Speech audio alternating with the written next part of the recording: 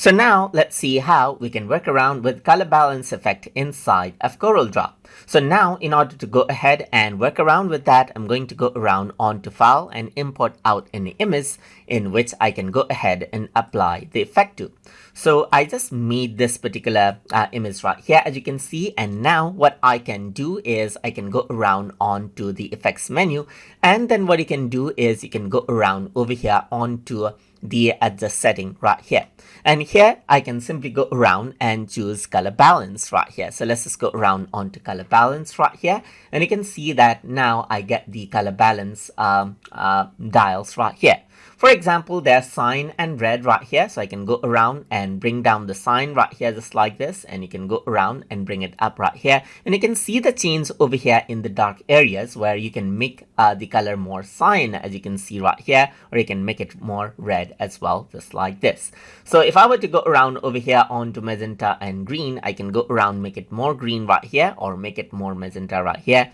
and you can also go around and make it more blue, make it more yellow, just like this as well. You can go around onto the midtones right here, you can go around onto greens right here, and so forth, and change around the color according to the highlights, the midtones and shadows, as you can see. So as I change around the dark areas, it works around with the shadows, change around the midtones right here, and it affects the midtone areas, work around with the highlights, then it affects out the bright areas of the image right here, just like this. And that is how you can go ahead and work around with color balance effect inside of Corel Draw. So I hope you guys learned something as always. And as always, please like, comment, share,